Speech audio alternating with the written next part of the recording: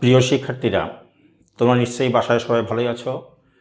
আজকে আমরা নবম দশম শ্রেণীর উচ্চতর গণিতের বীজগণিতের দ্বিপদী বিস্তৃতি নিয়ে আলোচনা করব।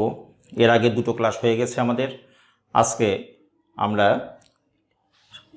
দ্বিপদী বিস্তৃতিতে সাধারণ যে আকার, যে x plus Y to the power n, এই আকারের রাশির দ্বিপদী বিস্তৃতি নিয়ে আমরা আজকে আলোচনা করব।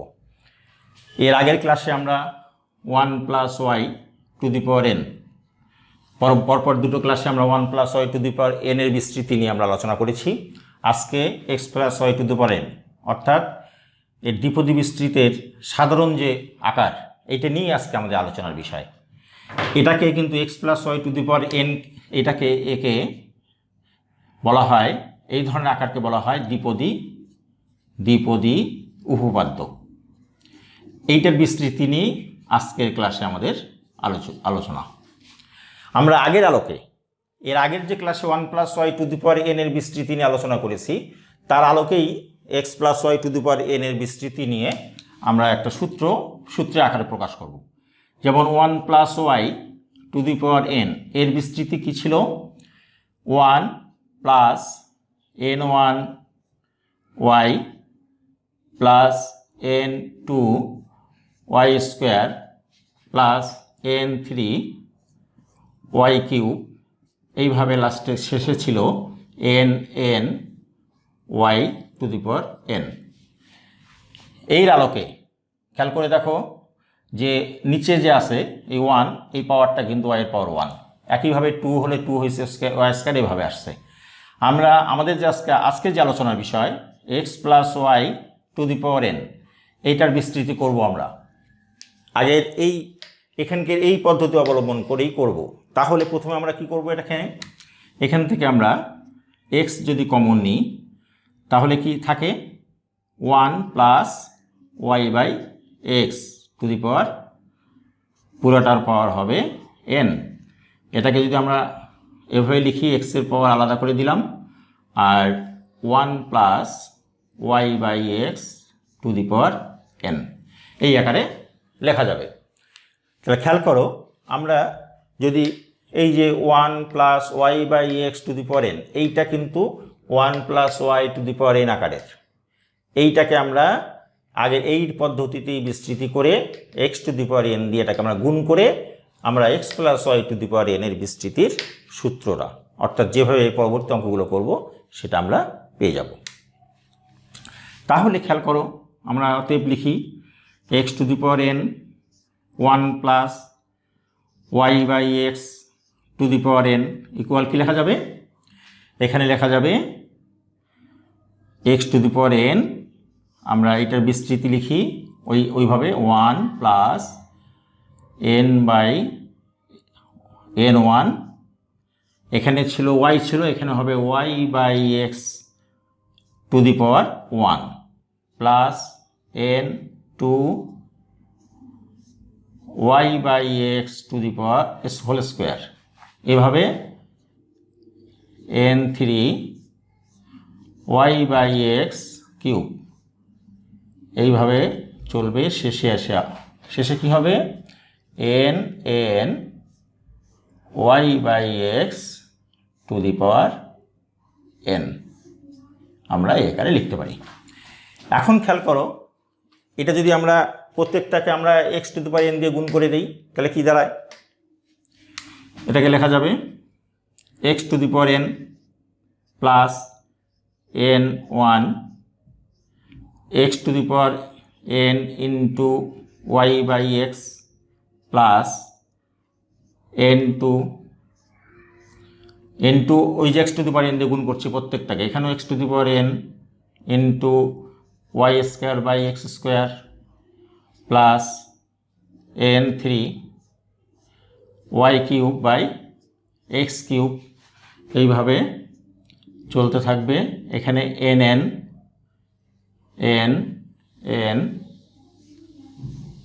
Y to the power n x to the power n। এরপরে কি আসবে? এখানে আমরা যদি লিখি এটাকে x to the power n plus N one, এখানে দেখো x to the power N, এক্সের পাওয়ার ওয়ান। যদি এখানে সূচকের পদ্ধতি অবলম্বন করি আমরা, তাহলে কি লেখা যাবে? X to the power N minus one into Y, এখানে N two X to the power N minus two into Y square, এখানে আসবে এন থ্রি ইন্টু, এখানে আমরা কিন্তু এক্স টু দি পাওয়ার এনটা লিখিনি, এটা লিখতে হবে এখানে। X to the power N যদি এখানে লেখা হয়, এখানে X to the power N ছিল Y cube by x cube plus, তাহলে এখানে আসবে X to the power N minus three into Y cube plus dash dash N, N মানে ওয়ান, এখানে শেষে আসবে Y to the power N by x to the power, এখানেও আমরা X to the power N লিখে নেই, X to the power N Y to the power N by x to the power N, এটা ছিল। তাহলে এখানে X to the power X to the power N কাটা যাবে, এখানে ওয়ান হবে, শুধুমাত্র এখানে থাকবে Y to the power N. এই ছিল আমাদের X plus Y to the power এনের বিস্তৃতি। খেয়াল করে দেখো, প্রথমে তাহলে অতএব আমরা কি লিখতে পারি? অতএব x plus Y to the power n সমান, আমরা এখন এইটা লিখতে পারি। কত আসলো? প্রথমে দেখো এই X to the power N Y to the power zero ধরে নিই আমরা, Y to the power zero মানে ওয়ান, সেই কারণে লেখা হয়নি। তারপরে N one X to the power N minus one, অর্থাৎ এই যে এই দুইটার বিয়োগফল N minus one Y to the power Y one. এখানে যখন N two X to the power কত, এই প্রথমটা যে এক্স আছে, খেয়াল করো শিক্ষার্থী, প্রথমটা এক্স আছে, এই এক্সের পাওয়ার হবে n minus two, n minus two, এইভাবে মনে রাখতে পারবে তোমরা। আর ওয়াই এর পাওয়ার হবে ওয়াই স্কোয়ার। পরে খেয়াল করে দেখো এন থ্রি, তাহলে এক্সের পাওয়ার কত, মানে প্রথমেরটার পাওয়ার হবে এই দুইটার বিয়োগফলের সমান, আর পরবর্তী যে রাশি আছে ওয়াই তার পাওয়ার হবে এই নিচেরটা। একইভাবে লাস্টে এখানে তাহলে শুধুমাত্র শেষের পাওয়ার হবে Y to the power N, আর প্রথমটার পাওয়ার হবে এখানে জিরো। এখানে এক্সের পাওয়ার ছিল এন, ওয়াইয়ের পাওয়ার ছিল জিরো, আর শেষে যে কি হলো, এক্সের পাওয়ার হলো জিরো, ওয়াইয়ের পাওয়ার হলো এন। এইটা কিন্তু দ্বিপদী বিস্তৃতির মূল। এটা খেয়াল রাখবা, প্রথমে এক্সের পাওয়ার এন যে পাওয়ার থাকবে, যে শক্তিটা থাকবে সেটা হবে ওয়াইয়ের পাওয়ার শূন্য থেকে শূন্য ওয়ান, মানে অর্থাৎ জিরো, ওয়াইয়ের power zero one two three n পর্যন্ত যাবে।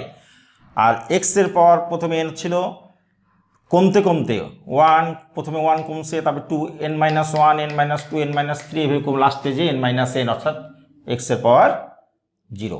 এইভাবে আমরা বিস্তৃতি করব, অর্থাৎ এইটা আমরা কি সূত্র আকারে লিখতে, এটাকে দ্বিপদী বিস্তৃতি সাধারণ রূপ, এটাকে বলা হয় দ্বিপদী উপপাদ্যের সাধারণ। দ্বিপদী, এই যে আমরা বলেছিলাম দ্বিপদী উপপাদ্য, উপপাদ্যের বিস্তৃতি বলা হয়ে থাকে, বিস্তৃতি।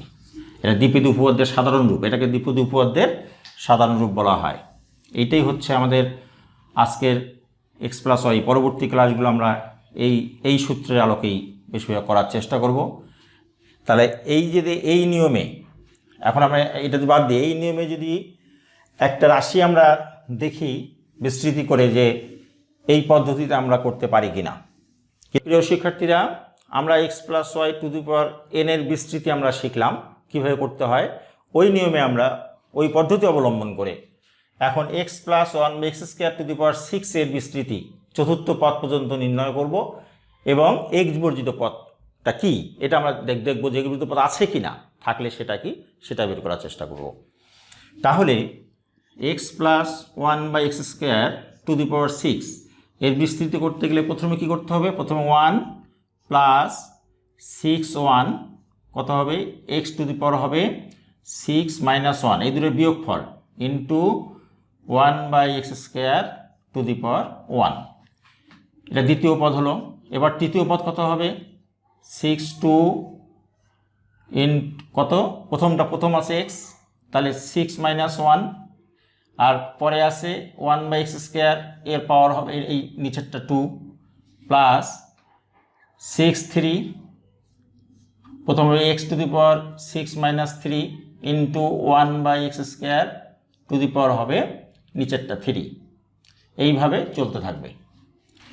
তাহলে এখানে ওয়ান প্লাস সিক্স ওয়ান মানে six, 6 1 x to the power 5 into 1/x² plus আমরা জানি এই যে 6 2 এটার বিস্তৃততা এখানে কি লেখা যাবে 6 ইন্টু 5 নিচে 1 into 2 into x to the power কত 4 1/x two the power 4 plus